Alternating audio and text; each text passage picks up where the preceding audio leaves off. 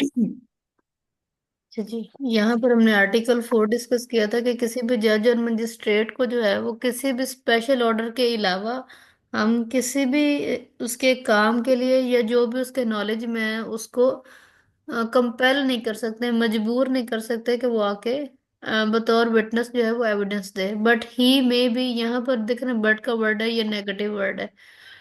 इसका मतलब है अगली बात जो है वो एक्सेप्शन है। He may be examined as to other matter which occurred in his presence whilst he was so acting. लेकिन उसको किसी भी ऐसे काम के लिए या ऐसी बात के लिए एग्जामिन किया जा सकता है बतौर विटनेस जो उसके कोर्ट में जब वो काम कर रहा था वो वकूआ पेश हुआ।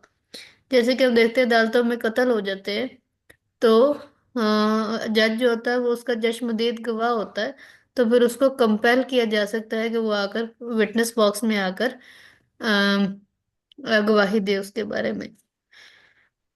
ये इलस्ट्रेशन है। जैसे कि यहाँ पर लिखा है A on his trial before the court of session. A जो है वो एक मुल्जिम है जब कोर्ट ऑफ सेशन का, ठीक है, ट्रायल में वो कोर्ट ऑफ सेशन को कहता है that a deposition was improperly taken by B. B कौन है? बी एक मजिस्ट्रेट है और ए मुल्जिम है, ये वाला जो इल्जाम लगाता है बी पर कि इसने अपनी अदालत में एक शहादत जो है वो सही तरीके से रिकॉर्ड नहीं की है। डेपोजिशन कहते हैं हम शहादत को, ठीक है। तो इसीलिए ऐसे किसी भी इल्जाम के लिए हम उस मजिस्ट्रेट बी को कंपेल नहीं कर सकते कि वो आके बताए भी हाँ भी तुमने गलत शहादत जो है वो क्यों रिकॉर्ड की है, अनलेस कि उसको कोई ऊपर से हाईएस्ट जो है वो ऑर्डर ना करें कि आप इस मैटर के बारे में हमें जवाबदेही करें। ऐसे ही अब ये तीसरी इलस्ट्रेशन देखे, जो ये जो बट के बाद की बात है, ये उसके बारे में इलस्ट्रेशन है। ए इज अक्यूज्ड। ए जो है वो एक मुल्जिम है before the court of session of attempting a murder of a police officer. कि ए जो है वो एक मुल्जिम है कोर्ट ऑफ सेशन में जिसने किसी पुलिस अफसर का कत्ल किया, करने की कोशिश की है। जबकि on his trial before B, उसका ट्रायल किसके पास था? बी के पास था। बी कौन है? वो सेशन जज है। तो बी जो है उसको एग्जामिन किया जा सकता है कि वो आके वकूए के बारे में बताए कि आपकी कोर्ट में जो कत्ल होने की कोशिश की गई, अटेम्प्टिंग टू मर्डर है, उसके बारे में आपने क्या कुछ देखा है। तो चूंकि वकूआ जैसे आपके वो सामने हुआ था इसलिए उसको बतौर विटनेस जो है वो बुलाया जा सकता है। लेकिन जज के अपने किसी काम के लिए, जैसे कि ए और बी में दिया गया है, एक्सप्लेन किया है, अपने किसी भी काम के लिए कि वो किस तरह से जजमेंट लिख रहा है, कैसे शहादत नोट कर रहा है, इसके बारे में हम उसे कंपेल नहीं कर सकते कि वो आके बताए। अंडरस्टैंड? जी। अच्छा जी। Communication during marriage. कि नो पर्सन से मुराद है husband wife. No person who is or has been married shall be compelled to disclose any communication made to him during the marriage by any person to whom he is or has been married। कि कोई भी बंदा शादी के दौरान जो उनके दरमियान में जो गुफ्तो शनीद हुई है किसी भी बंदे के थ्रू, जिस बंदे के साथ उन्होंने शादी की या जिसके साथ उसकी हुई, उनको मजबूर नहीं कर सकते कि वो आगे अपने कम्युनिकेशंस जो हैं वो उनको डिस्क्लोज करें या ऊपर से पर्दा उठाए। नॉर, और ना ही shall he be permitted to disclose. ना ही उनको मजबूर किया जा सकता है, कंपेल किया जा सकता है, और ना ही उनको इजाजत होती है कि वो डिस्क्लोज करें ऐसे भी किसी मैटर को या ऐसे भी किसी गुफ्त शनीक को। अनलेस अनलेस नेगेटिव वर्ड है, यानी इससे जो पीछे की बात थी वो जनरल था। अब आगे जो लिखा जाएगा वो इसकी एक्सेप्शनल केसेस आएगा, यानी इस एक्सेप्शनल केसेस पे ये ऊपर वाली बात लागू नहीं होती। Unless the person who made its or his representative in interest consents।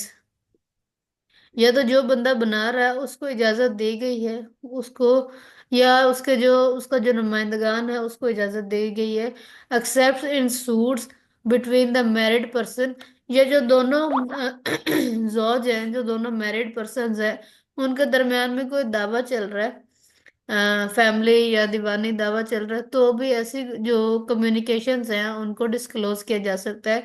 या कोई ऐसी प्रोसीडिंग चल रही है जिसमें एक बंदा जो है वो किसी दूसरे के ऊपर क्राइम कमिट करने के लिए प्रोसिक्यूट हो रहा है, इसके एग्जाम्पल ये है कि जैसे हस्बैंड जो है उसने बीवी को मार के घर से बाहर निकाल दिया है, और बीवी ने अपने ही हस्बैंड के ऊपर एफआईआर करवा दी है, तो वो एक बंदा जो है, एक जॉज जो है वो दूसरे के ऊपर प्रोसिक्यूशन बिठा के बैठा है, उसके ऊपर केस करके बैठा है, तो ऐसे सूरत हाल में ऐसी कम्युनिकेशंस को डिस्क्लोज किया जा सकता है। अच्छा जी, evidence as to the affairs of state. Affairs of state में नो वन, नो वन का मतलब है कि कोई भी, चाहे वो लेमैन है, आम पर्सन है, पब्लिक ऑफिशियल्स है, ठीक है, या कोई इदारे का नुमाइंदा है, कोई भी shall be permitted to give, no one shall be permitted to give any evidence derived from the unpublished official record relating to any affairs of the state, कि किसी को भी ये इजाजत नहीं है, परमिशन का वर्ड है, किसी को भी इजाजत नहीं है कि वो किसी भी ऐसे मामले के बारे में एविडेंस रिकॉर्ड करवाए जो कि अभी तक अनपब्लिश्ड है, यानी किसी भी बुक में या ऑफिशियल गजट में वो शाया नहीं हुआ है, उसके ऊपर किसी भी विटनेस का शहादत रिकॉर्ड करवाना जो है वो उसकी इजाजत नहीं है। लेकिन कब कब इजाजत है, एक्सेप्ट मास वाई with the permission of officer at the head of department concern. लेकिन अगर कोई मुतलका बंद इदारा है, उसका हेड ऑफ डिपार्टमेंट अगर इस बात की इजाजत दे रहा है, तो फिर ऐसी चीज के बारे में एविडेंस दी जा सकती है। Who shall give and withhold such permission as he think fit. जब तक कि वो इजाजतनामा नहीं मिलता, तब तक आप ऐसी कोई भी एविडेंस जो है वो रिकॉर्ड नहीं करवा सकते। अब नहीं इसमें कर सकते। जी, कुछ नहीं। अच्छा जी, यहाँ पर ये जो वर्ड है ऑफिशियल रिकॉर्ड, इसको उन्होंने मजीद एक्सप्लेन किया है। Official official record relating to the affairs of state includes documents concerning industrial and commercial activities carried on directly or indirectly by the federal government or provincial government or any statutory body or corporation or company set up or controlled by the government। अब official record में क्या कुछ है, ऐसी कोई भी products और ऐसे कोई भी प्रोजेक्ट जो कि फेडरल गवर्नमेंट या प्रोविंशियल गवर्नमेंट ने शुरू किए हुए हैं, चाहे वो सनती इंडस्ट्रियल सतह पर हो या कमर्शियल सतह पर हो, और चाहे वो उन्होंने खुद से स्टार्ट किए हुए हैं या उन्होंने पर्दे के पीछे रहते हुए इनडायरेक्टली स्टार्ट किए हुए हैं, या किसी और ने, किसी और ऑटोनमस बॉडी या स्टैट्यूटरी कंपनी ने गवर्नमेंट के बिहाफ पर कोई भी जो प्रोजेक्ट है वो स्टार्ट किया है, तो वो सारे ऑफिशियल रिकॉर्ड का हिस्सा होते हैं। आर्टिकल 6 और 7 को रिलेटेड है।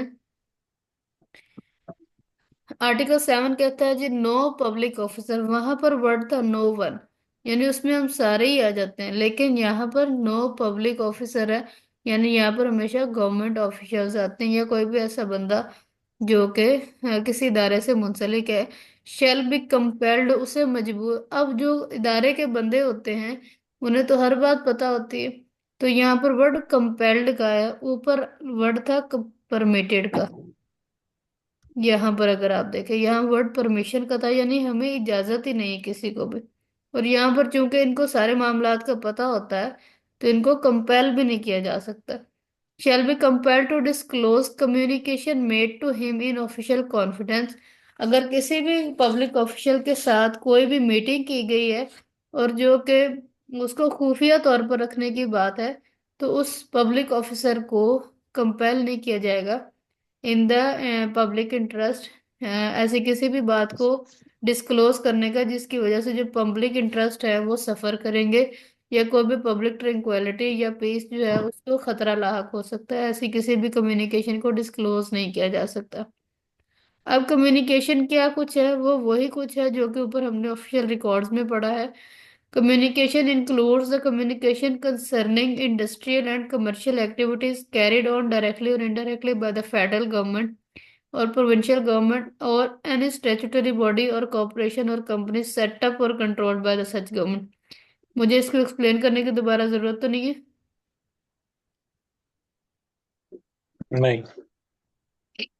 आदिल, आपको समझ आ रही है? Yes ma'am, yes. कोई क्वेश्चन यहाँ तक?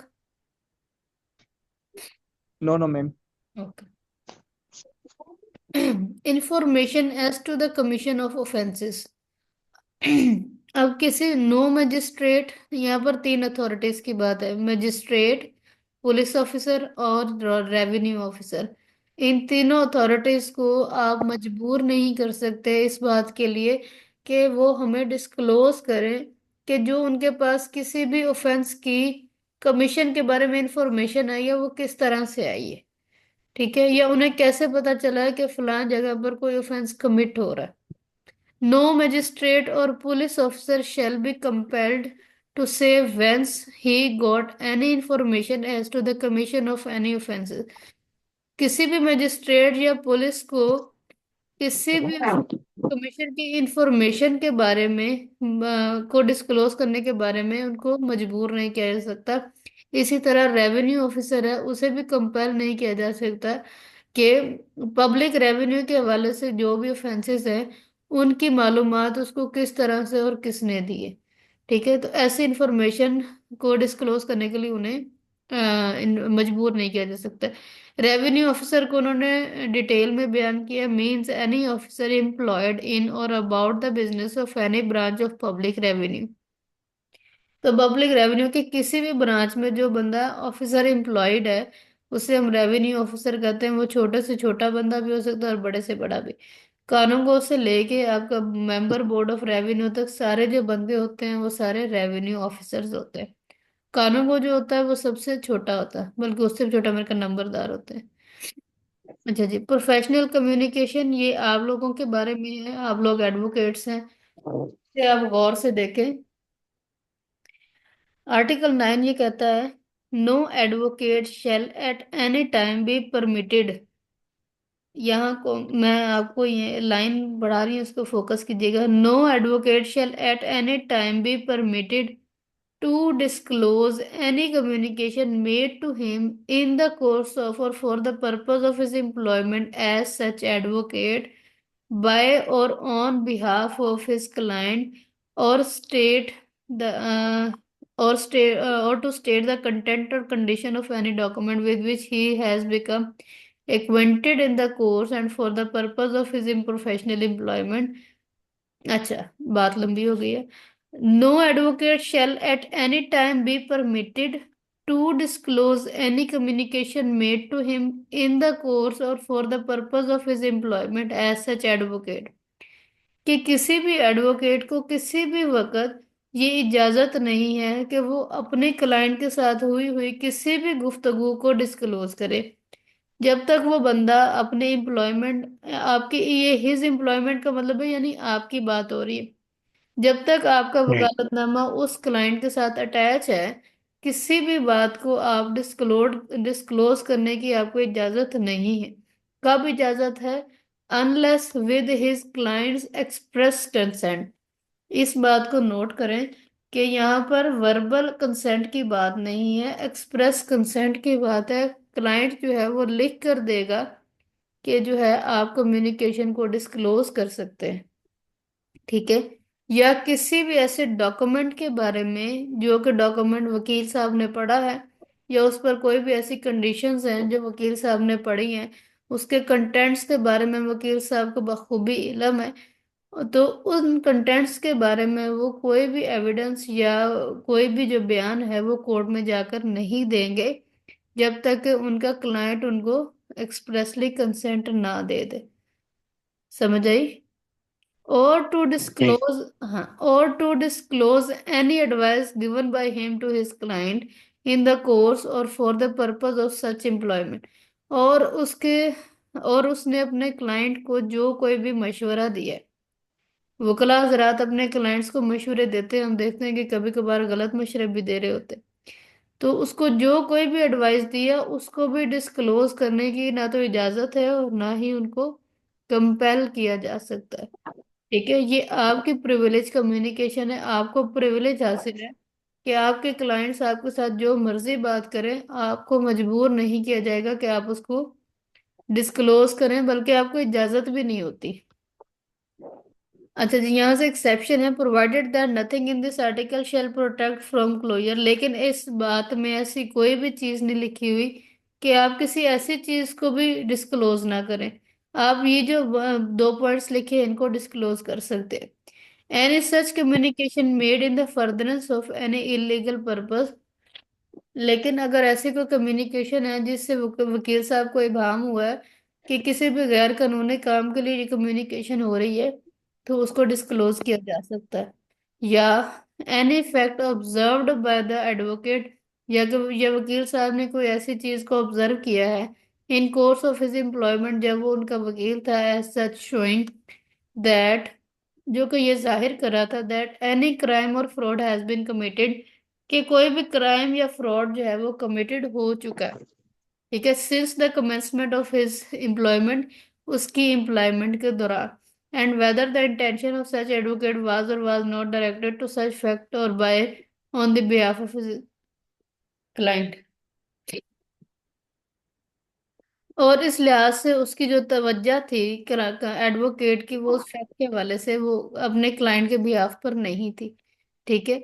यानी अगर उसकी एम्प्लॉयमेंट के दौरान किसी भी क्राइम या फ्रॉड का अंदेशा हो, या नेक्स्ट फ्यूचर में होने का अंदेशा हो, या हो चुका हो, तो दोनों बातों को वो डिस्क्लोज करने का पाबंद होता है। The obligation stated in this articles continues after the employment has ceased. ये आपके ऊपर एक बार है, ठीक है, कि ये जो आपको सारे प्रिविलेज कम्युनिकेशन दी गई हैं, ये तब भी लागू होती है जब वो बंदा आपका क्लाइंट नहीं होता है। केस खत्म हो गया या उस बंदे ने आपका वकालतनामा विड्रॉ कर लिया, तब भी आपके ऊपर ये वाला प्रिविलेज कम्युनिकेशन लागू होता है। आपकी एम्प्लॉयमेंट के बाद भी आपको मजबूर नहीं किया जा सकता, या आपको परमिशन नहीं होती है कि आप किसी भी कम्युनिकेशन को डिस्क्लोज करें। लाइकवाइज आर्टिकल 10 है। आर्टिकल 10 भी सेम आर्टिकल 9 की तरह है, लेकिन इसमें जो है आपके सारे क्लर्क्स या आपके इंटरप्रेटर्स या आपके जो एडवोकेट्स के जितने भी मुलाजमीन होते हैं, वो आर्टिकल 10 में फॉल करते हैं। अच्छा जी, आर्टिकल 10 तक रखें आप आज। इसको आप लोग देखें। जो चीज़ नहीं समझ आती, आप लोगों के पास मेरा नंबर है, तो आप मुझसे वहां पर पूछ सकते हैं, ठीक है। ठीक है। हाँ, आप आर्टिकल 10 तक रखिए, कल इंशाल्लाह फिर इसको थोरली दोबारा से करेंगे स्टार्ट। ठीक है।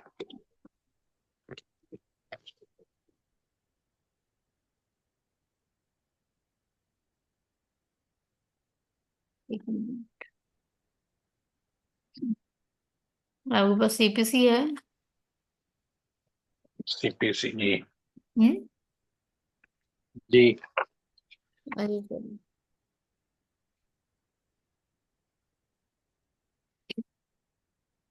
जी जी। बहुत लगे। अच्छा जी, कोड ऑफ सिविल प्रोसीजर, इसका बस चुनिंदा से सेक्शंस है हमारे पास, तो इसको हम इंशाल्लाह एक दो दिन में कंपाइल करेंगे। अच्छा जी, ये एक्ट नंबर 5 है ऑफ 1908। ये आपका एमसीक्यूज है। ये इसकी इनेक्टमेंट डेट है, जिस दिन पर ये असेंबली में इनेक्ट हुआ था। इनेक्टमेंट होता है कि यानी जिस दिन ये बना था, 21 मार्च 1908। ये बहुत इंपॉर्टेंट एमसीक्यूज होते हैं, इसके ऊपर डेट पर लिखें, क्योंकि यहाँ पर दो डेट्स लिखी हुई हैं, एक ये डेट है और एक ये 1 डे ऑफ जनवरी 1909 है। तो इन दोनों डेट्स में कंफ्यूजन हो जाती है। तो किसी भी एक्ट के जो यहाँ पर डेट लिखी होती है वो इनेक्टमेंट डेट होती है, और यहाँ पर जो डेट होती है वो ठीक है। इन्फोर्समेंट डेट होती है, ठीक है। अच्छा जी, ये इसका प्रियम्बल है। An act to consolidate and amend the laws relating to the procedure of court of civil judicature. यानी ये इस बात की तईद कर रहा है कि ये जो किताब है या ये जो लॉ है, ये सिर्फ सिविल कोर्ट्स के ऊपर लागू होगा, ठीक है। Procedure of courts of civil judicature, यानी ना तो ये क्रिमिनल कोर्ट्स पे लागू होगा, ना फैमिली, ना रेवेन्यू, किसी पर भी ये किताब जो है वो लागू नहीं होगी। Whereas it is expedient to consolidate and amend the laws relating to the procedure of the courts of civil judicature, it is hereby enacted। तो उसके लिए हमने ये इनेक्ट किया। दिस एक्ट में B cited as the Code of Civil Procedure 1908। It shall come into force on the 1st day of January 1909। ये इस हम्म, हाँ जी, ये इसकी इन्फोर्समेंट डेट है, इसको अंडरलाइन करें, ये हमेशा एमसीक्यूज के तौर पर आती है और ठीक। बहुत दफा ये। It extend to the whole of Pakistan in this act unless there. अच्छा जी, यहाँ पर आगे उन्होंने टर्मिनोलॉजीज एक्सप्लेन की हुई है। कोड, पहली डेफिनेशन है सेक्शन 2 सब क्लॉज 1 में आती है। कोड इंक्लूड्स रूल्स, ठीक है। इनमें जो आपके रूल्स हैं जो आपके पार्ट 2 में दिए, स्केड्यूल 1 में दिए गए हैं, वो आपके कोड्स में इंक्लूड होते हैं। डिग्री की डेफिनेशन इंपॉर्टेंट है। डिग्री की डेफिनेशन यहाँ तक है, the formal expression of an adjudication, बस यहाँ तक। मेन जो डेफिनेशन है वो एडजुडिकेशन तक है, जिसको आगे उन्होंने एक्सप्लेन किया है, which so far as regards the court expressing it, जो कि कोर्ट ने लिखी होती है कंक्लूसिवली, जामिया तौर पर डिटरमिन, जो क्या करती है कि डिटरमिन करती है the right of the parties, parties के हकूक को, विच रिगार्ड्स एज टू और any of the matter in controversy, किसी भी मैटर के खिलाफ जो कि कोर्ट्स में हल होने के लिए आया है। कंट्रोवर्सी ऐसे होती है जिसमें कोई तजाद हो। इन सूट और में इधर भी प्रिलिमिनरी और फाइनल, यहाँ पर उन्होंने उसकी कैटेगरीज बताई है कि वो प्रिलिमिनरी भी हो सकती है और फाइनल भी हो सकती है। ये डिग्री की दो टाइप्स है, तो इसको भी आपने अंडरलाइन करना है। इसमें अब क्या कुछ इंक्लूड है, it shall be deemed to include the rejection of plaint. Rejection of plaint को बच्चे आप अंडरलाइन करें, और इसके ऊपर आपने छोटा सा लिखना है ऑर्डर 7 रूल। क्या है?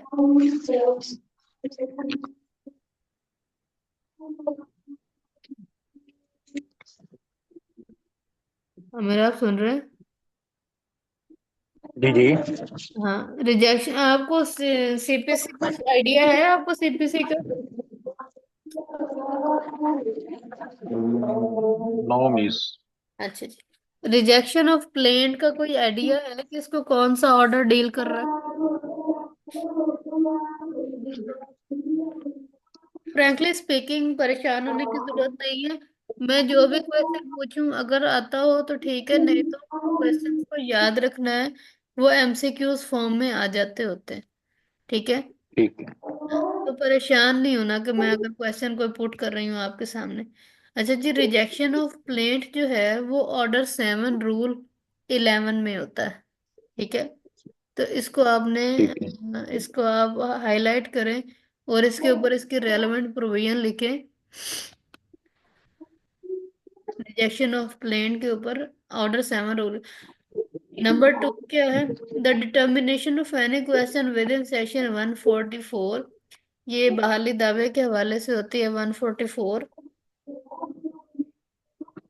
And an order under rule 16, 98, 99, 101 and 103 of order 21 but shall not. Order 21 जो है वो आपको एग्जीक्यूशन के साथ डील करता है।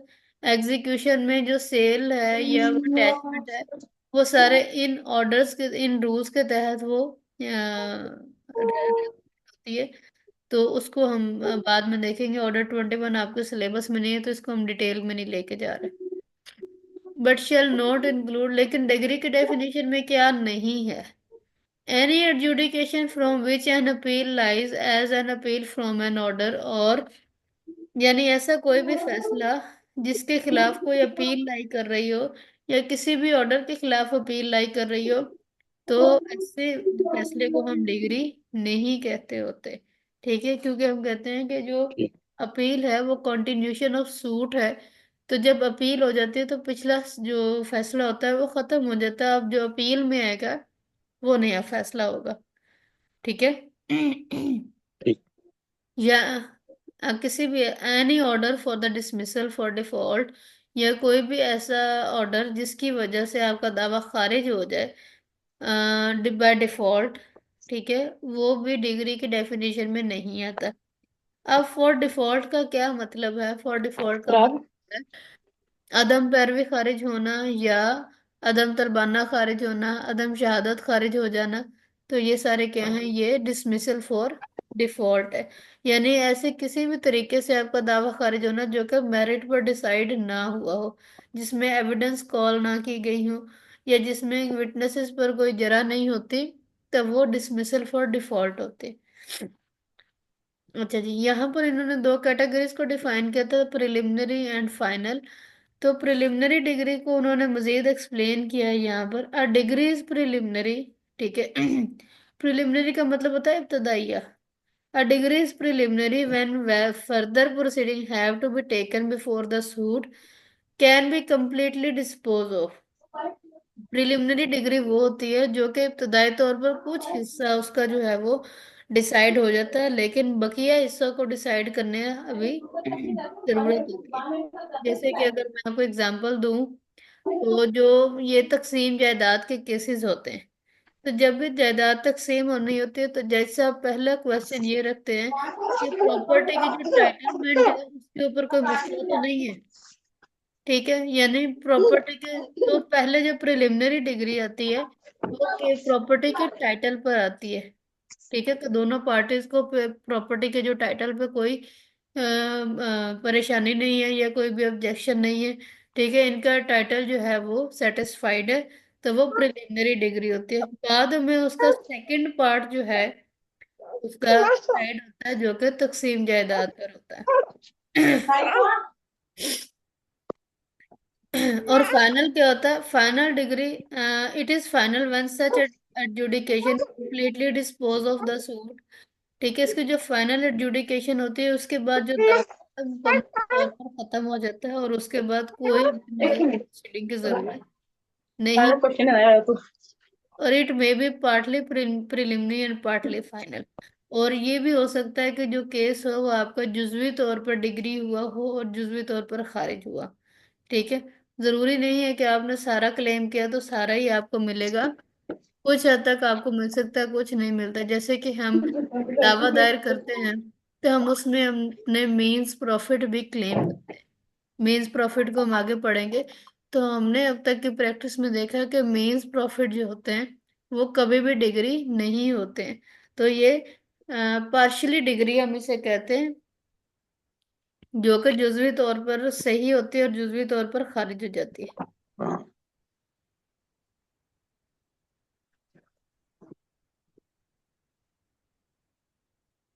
अच्छा जी, explanation. A degree is preliminary, अच्छा जी sorry, degree holder. Degree holder means a person in whose favour a degree has been pass. जिसके फेवर में डिग्री जो है वो पास होती है उसे हम डिग्री होल्डर कहते हैं। और ऐसा कोई बंदा जो कि उस डिग्री की एग्जीक्यूशन करवा सकता है, इजरा करवा सकता है, उस बंदे को हम डिग्री होल्डर कहते हैं। डिस्ट्रिक्ट क्या होता है? डिस्ट्रिक्ट वो होता है जिसकी लोकल लिमिट्स में जो सिविल कोर्ट्स होती हैं, प्रिंसिपल सिविल कोर्ट्स जो हैं, वो अपनी ओरिजिनल ज्यूरिसडिक्शन को एक्सरसाइज करती हैं, उन्हें हम डिस्ट्रिक्ट कहते होते हैं। कोर्ट्स की तीन किस्म की ज्यूरिसडिक्शन होती है। एक ओरिजिनल होती है, एक रिविजनल ज्यूरिसडिक्शन होती है, और एक एपलेट ज्यूरिसडिक्शन होती है, ठीक है। तो ओरिजिनल ठीक है। ज्यूरिसडिक्शन ये होती है कि जब कोर्ट में कोई भी केस पहली दफा आता है, नए सिरे से बिल्कुल पहले कोर्ट में जो केस आता है, दैट इज ओरिजिनल ज्यूरिसडिक्शन। तो उसे हम डिस्ट्रिक्ट कहते हैं। फॉरेन कोर्ट्स, अंडरस्टूड बात है कि जो पाकिस्तान की बाउंड्री से बाहर है उन्हें हम फॉरेन कोर्ट्स कहते हैं, ठीक है। Means a court situated beyond the limits of Pakistan which has no authority in Pakistan. और उनकी पाकिस्तान में कोई अथॉरिटी नहीं होती, and is not established as continued by the central government. ये पहले का आपका कानून है, जब सगीर था तो उस वक्त ये फॉरेन कोर्ट्स होते थे, तो इसको इन्होंने अभी तक ओमिटेड नहीं किया, लेकिन इसकी ऐसा जरूरत नहीं है। Foreign judgment means the judgment of foreign court, यानी जो बैरूनी मुल्कों की जो अदालतें होती हैं उनके फैसलों को हम फॉरेन जजमेंट्स कहते हैं। गवर्नमेंट प्लीडर है। गवर्नमेंट प्लीडर्स में हम कहते हैं जो गवर्नमेंट के जो एडवोकेट्स होते हैं ना, हम उन्हें गवर्नमेंट प्लीडर्स कहते हैं, ठीक है। जो हुकूमत के बिहाफ पे जो है कि वो आके दावा करते हैं या दावा जो है वो उसका दिफा करते हैं। Includes any officer appointed by the provincial government, ये अथॉरिटी है बच्चे, इसको ध्यान से रखना, कि गवर्नमेंट लीडर्स को अपॉइंट करने वाली अथॉरिटी क्या है, वो प्रोविंशियल गवर्नमेंट है। ये एमसीक्यूज आ जाता है। To perform all or any of the function expressly imposed by this code. इस किताब में उनके लिए फंक्शंस वजह किए गए हैं। वो सारे फंक्शंस जो हैं वो गवर्नमेंट लीडर्स जो हैं वो परफॉर्म करते हैं on the government leaders and also any pleader acting under the direction of government leader, या ऐसा कोई भी एडवोकेट जो कि गवर्नमेंट लीडर की डायरेक्शंस पर कोई काम करता है, उसे भी हम गवर्नमेंट लीडर की डेफिनेशन में लेके आते हैं। तो इसकी अथॉरिटी के बारे में, इसकी प्रोविजन के बारे में एमसीक्यूज आ जाते हैं।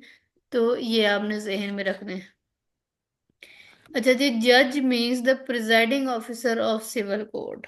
ठीक है, presiding officer of civil code जो है वो आपका जज होता है। क्रिमिनल कोर्ट के प्रिजाइडिंग ऑफिसर को क्या कहते हैं? मजिस्ट्रेट। हाँ जी, मजिस्ट्रेट। आप अपने सीआरपीसी खोल के देखेंगे ना, तो वहां पर आपको जज का वर्ड कम ही नजर आएगा। ठीक है, तो वहां पर मजिस्ट्रेट का जी। वर्ड होता है।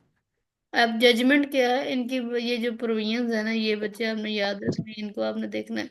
जजमेंट क्या है? Means the statement given by the जज of the ground of degree और ऑर्डर।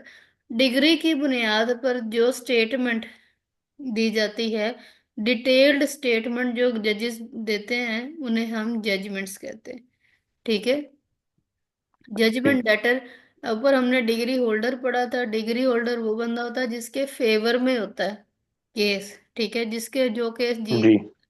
और डिग्री जजमेंट डेटर वो होता है जिसके खिलाफ केस होता है। Means any person against whom a decree has been pass, जिसके खिलाफ वो केस फैसला होता है।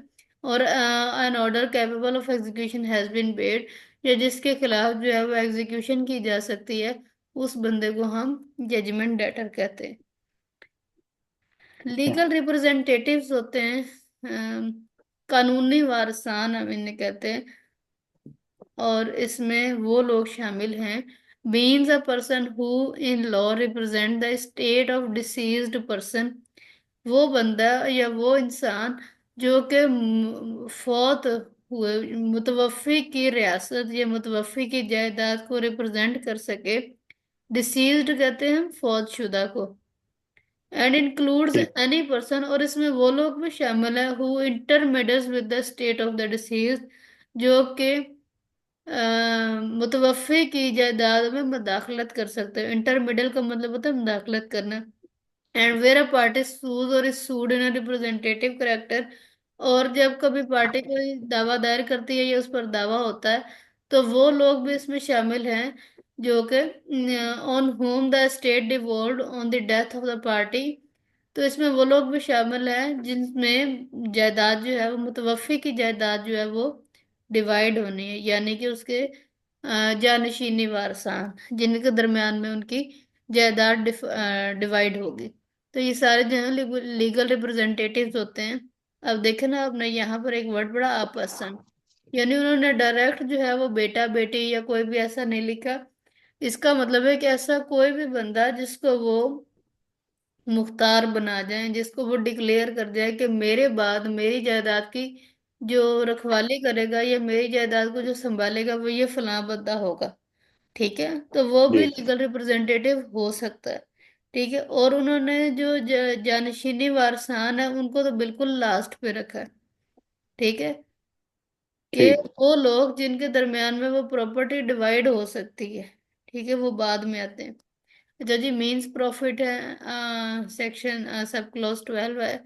मींस प्रॉफिट होते हैं जो गलत, इसका उर्दू मतलब होता है गलत मुनाफे।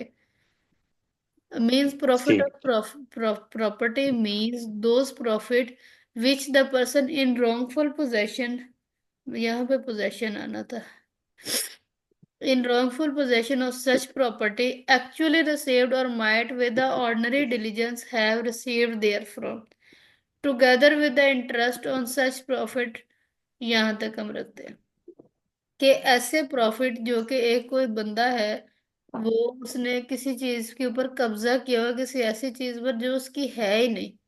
ठीक है, यानी उसका ना टाइटल है ना उसके नाम पर है, लेकिन उसने नाजायज कब्जा किया। फिर उसने उस प्रॉपर्टी को नाजायज कब्जे के बाद उसने उसको रेंट आउट किया, या उससे प्रॉफिट कमाने शुरू किए। जब उसका कब्जा नाजायज था तो उससे लिए जाने वाले जो प्रॉफिट्स थे वो भी नाजायज थे।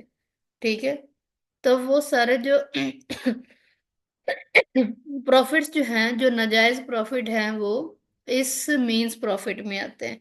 और या उन प्रॉफिट्स के ऊपर अगर उसने कोई सूद वगैरह लिया है तो वो भी इसी मींस प्रॉफिट के अंदर आते हैं। बट शैल नॉट इंक्लूड्स, लेकिन इसमें कौन से प्रॉफिट इंक्लूड नहीं है? Due to improvement made by the person in a wrongful profession possession. लेकिन अगर उसने उस प्रॉपर्टी पर कोई इम्प्रूवमेंट करके उससे फायदा उठाया है तो फिर वो प्रॉफिट जो है वो बीज प्रॉफिट में नहीं आते हैं। सपोज एक प्रॉपर्टी थी, वो बड़ी खस्ता हालत में थी, उसको उसने रेंट आउट किया तो उसका रेंट जो था वो बड़ा मिनिमल सा आने लग गया। ठीक है, सपोज उसके 10,000 आए। उसने क्या किया, उसने उस प्रॉपर्टी को फर्निश किया, उसको दोबारा से रेनोवेट किया और फिर उसको उसने रेंट आउट किया। तो जहां पर वो महीने का 10,000 कमा रहा था, अब वो रेंट आउट करने के बाद 30,000 कमा रहा है। तो वो रेनोवेशन के बाद अगर उसने को प्रॉफिट लिए हैं तो वो उस मीन्स प्रॉफिट में नहीं आते हैं। Movable property includes growing crops, जो आपकी फसलें वगैरह हैं वो सारी मूवेबल प्रॉपर्टी में आती हैं। Order, order means the professional expression of any decision of civil code which is